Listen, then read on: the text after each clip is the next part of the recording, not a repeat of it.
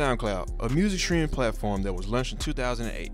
Although it was released in 15 years ago, it was not until 2014 that it would get its large popular attention due to artists such as Denzel Curry, Ski Mask the Slump God, Playboi Carti, X, and Lil Uzi. On the other hand, we have TikTok, a thriving social media platform that launched in 2017, which you could argue that by itself, from it being previously known as Musical.ly, was already having enough major attention itself. But until 2019, that the app would be taken over by a new generation of artists such as Lil Tecca, SSG Kobe, Sofago, Autumn, and more. Now, why am I saying these things? Today we deep dive into reasons of why people hate the TikTok generation of music, why people give the SoundCloud era so much credit that they do, some similarities between the two collects of rappers, and a few hidden gems that may or may not have got its shine until recently. Right now, we get lost into the debate of SoundCloud versus TikTok rappers. –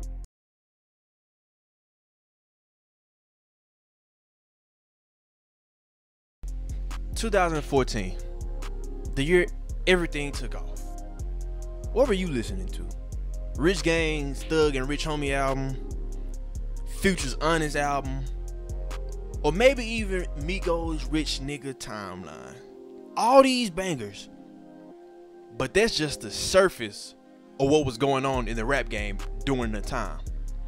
Things such as Carti signing to a local record label called Awful Records at the time, also who supplied Keith Ape more from the underground scene, but we will get deeper into later on, or probably another video. X and Ski created members only. 21 Savage starts to release singles, and Uzi drops his first tape of Purple Thoughts, and Kodak even releases Snow Flocking. Now with this, you see a trend of it being a 2016 freshman class. You'll see as the years go on. This is not the time period where they'll begin something they never thought they would do. Before I get even deeper, for the SoundCloud side of things, I'm gonna break down SoundCloud rappers into 3 waves, because they came into 3 waves in the SoundCloud rap game. The year is 2015. Things start to pick up for the SoundCloud scene. And then we see the first wave of artists to now see mainstream light, or just like a peak of it, with 21 Savage, Uzi, Denzel Curry, Yachty, and Kodak. Now even though this is 2016 freshman class, all these guys literally came up making a revolution closer together than they thought. During this time in there, love and attention, the underground needed new faces. X, Carti, and Peep, they seemed like the promising future of what we called underground rap. Also to mention, during this time, another category of rappers like Trippie Redd, Juice WRLD were starting to launch their career. That was wave 1 of rappers. So I'm gonna put that like right here. Like I'm gonna put it, I like my left side a little more. I'm gonna put it right here, and I'm gonna put wave 1, and I'm gonna put the artists right there. 2016, the golden year. XXL finally sees what SoundCloud has created, and the revolution begins. So many classic singles, albums, and videos were produced during this time, including One Night from Lil Yachty, which that song reminded me of 2016 alone.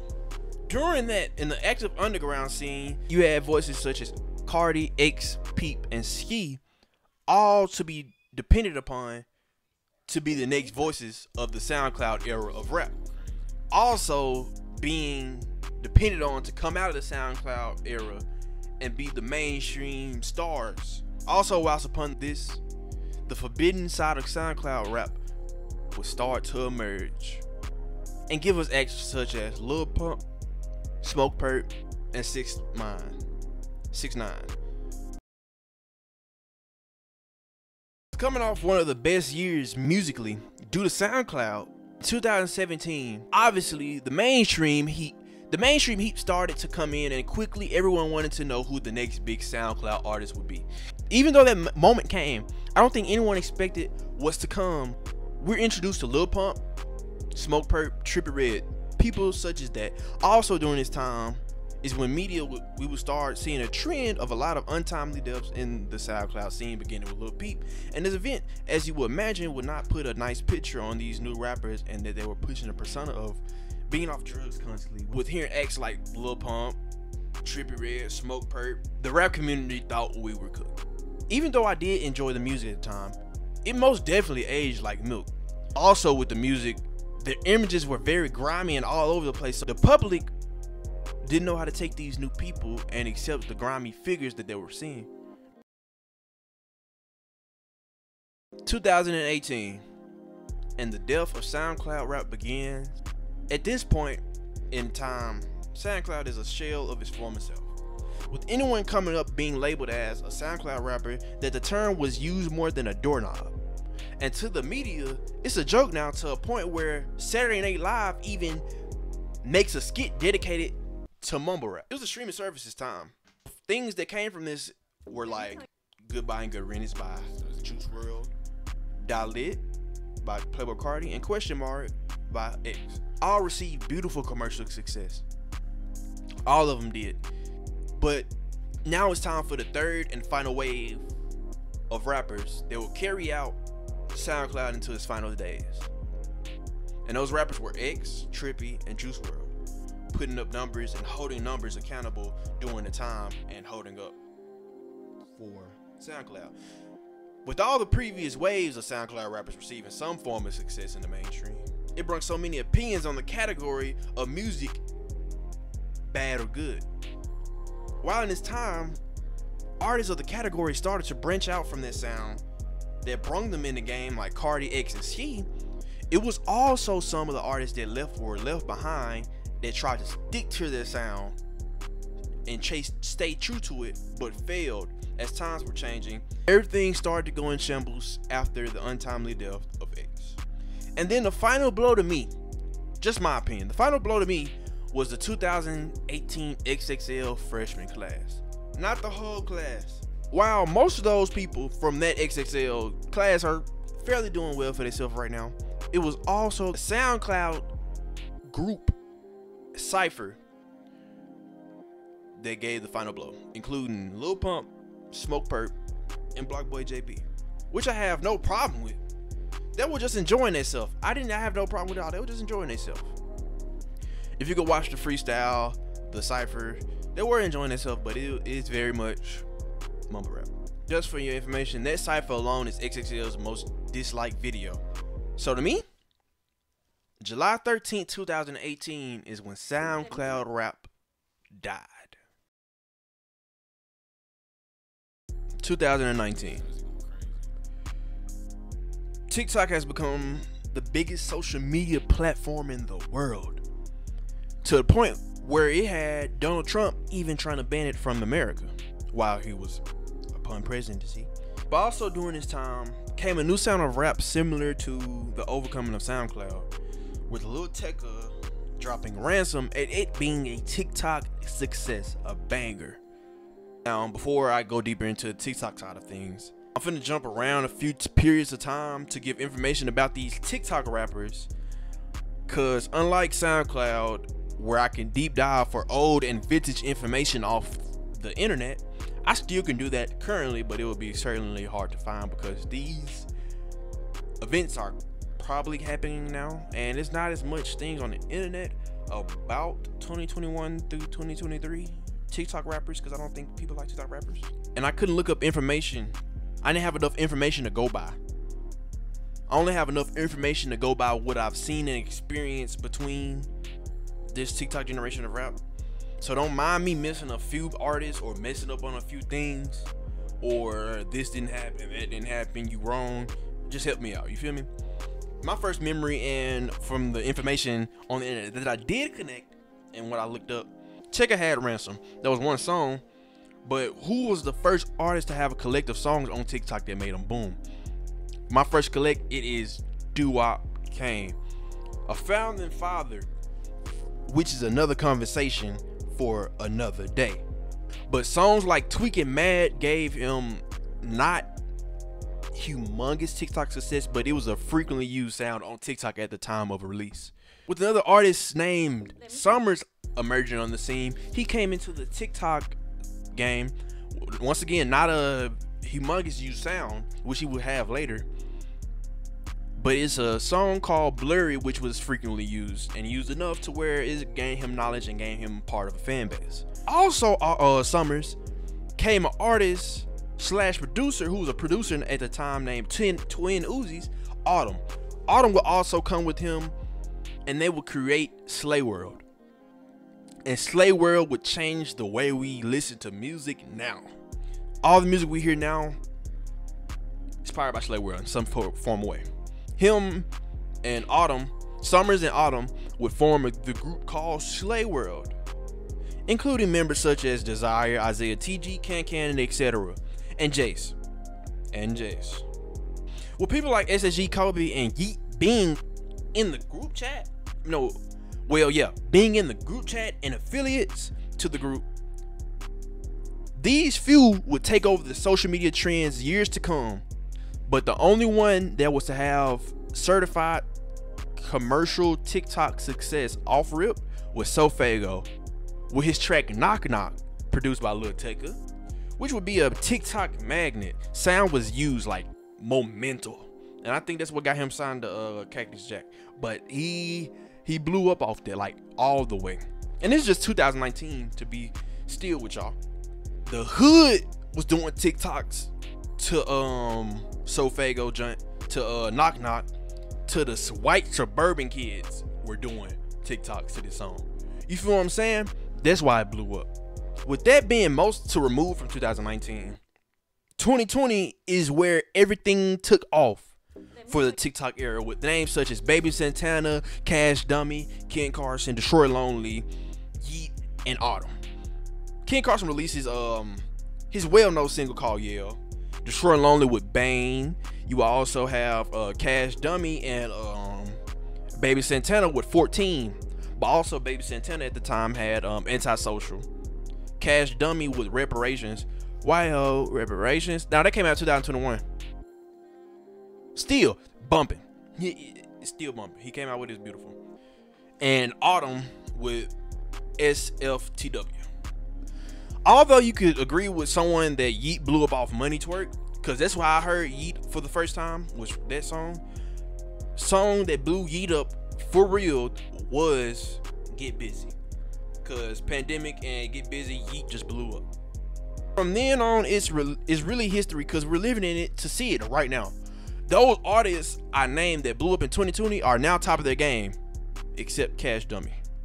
I will be kind of comparing the two and seeing why is so much hatred for the TikTok sound, and see why Soundcloud is getting so much love for what they did over, TikTok era. Now, I didn't name everybody out that SoundCloud era. That SoundCloud era was like, it's just so many more people I could name. Famous Dex, Ugly God, Rich the Kid. You feel what I'm saying? I would include P&B Rock. P&B Rock was part of that era. Rest in peace. All those guys I just named, those are just gems. Those are gems, bro, that people don't know about. Ugly Guy with the booty tape, I was bumping that all the time in 7th grade, bro. My favorite jump off of booty tape was Maverick. Like a Maverick. Bro, if y'all know, bro, y'all know that's good times, dog. I didn't have Apple Music. I didn't have Spotify or Pandora. I was using an app called Spinrilla to listen to all that. And if y'all don't know what Spinrilla is, please go look it up. It's a gem. Hood classic. I had to listen to Blockboy JB on there too. Yo, I'm not gonna lie. Before I do that, I did not want to include Young Chris on this video. Young Chris raps the same in every song. That is worse than mumble rap. Young Chris, I have no hate, bro. Like when you first emerged, my nigga, the first 2 songs, like, I'm being honest, bro. Hey, that's what we got the internet for, right? Right. Your first 2 songs, y'all like, what was it, John? Leash? Yeah, Leash. That's what really put me on the Young Chris. Leash. Off the Leash. I was like, hey, this hard. The next song I heard, I'm like, kind of sound like the same song, but it's hard. Then he dropped the tape, I think, or multiple songs. And nigga, I turned it off after the 3rd one, bro. Cause he doesn't switch it up. He's like the baby of the underground, dog. Young Chris is the baby of the underground, and he should be exiled from the underground.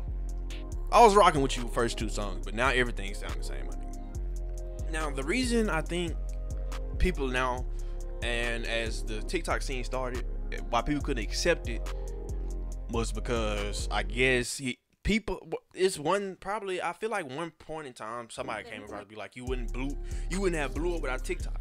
Now, what's wrong with that? It's meant for getting fans, or just like putting yourself out there. You know what I'm saying? Use you networking. I don't understand why this is a meme. I don't know if it's a meme, troll, I don't know what it is, but need to stop. TikTok rappers, if you want to call most of these rappers now TikTok rappers, I know some of my viewers most definitely listen to Cardi. Call Destroy Lonely and Ken Carson TikTok rappers. Love both of them. Love both of their music. Call them a TikTok rapper. You can't, because they're not TikTok rappers. Baby Santana, I would classify him as a TikTok rapper. No. Baby Santana, same thing for him. He has multiple hits, but since they're popping on TikTok, he's a TikTok rapper. Destroy Lonely has multiple hits, but is a TikTok rapper. King Carson has multiple hits on TikTok, but he's a TikTok rapper. That's what I'm getting from this. So why are y'all saying the same about Baby Santana? About, I don't know. The SoundCloud and the TikTok era should most definitely be combined. Most definitely. Let me get into that. The SoundCloud era is music right now. Who at the top of the game? 21 Savage, Kodak Black.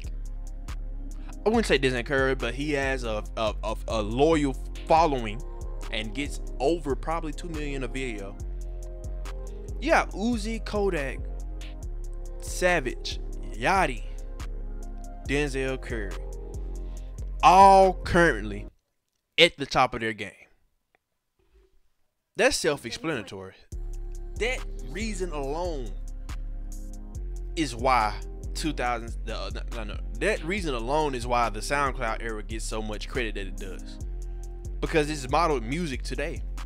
Even with X coming from the SoundCloud era and modeled music for most, with Juice WRLD coming from the SoundCloud era, modeling music for most, Trippie Redd coming from there, modeling music for most. I'm gonna I forgot one thing, but I'm glad I didn't say it. But modeling music for most, that is why it gets so much respect and appreciating that it does right now. It's modeled everything we listen to. With great appreciation, let's start giving both equal sides of appreciation, because we have great music. And it wouldn't be no Ken Carson without TikTok. It wouldn't be no Destroy Lonely without TikTok. Y'all know what I mean? I didn't get into deep detail about more people, but right here you have SoundCloud. SoundCloud was just an app with no importance to it when it released in 2008. Because you remember what I said, and it didn't get no recognition in 2014.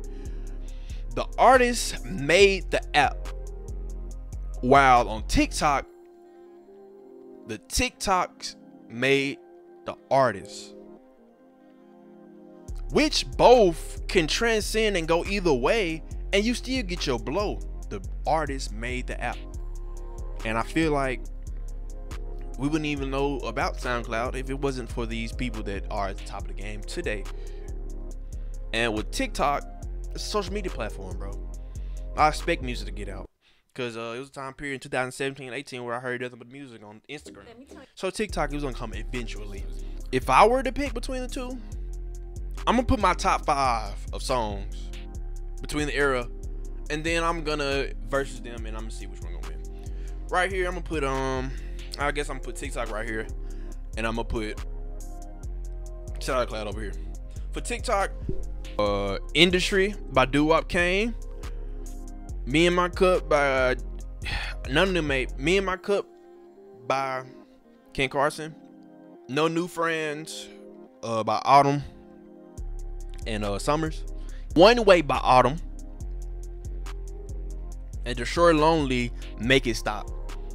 And for SoundCloud, we got Hit About It by two of the artists, but I'm gonna put this one. You got Hit About It by Lil Yachty and Kodak Black.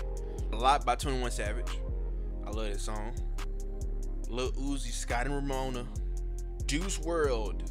All Girls Are the Same. Seems common, but that video and that song is like beautiful.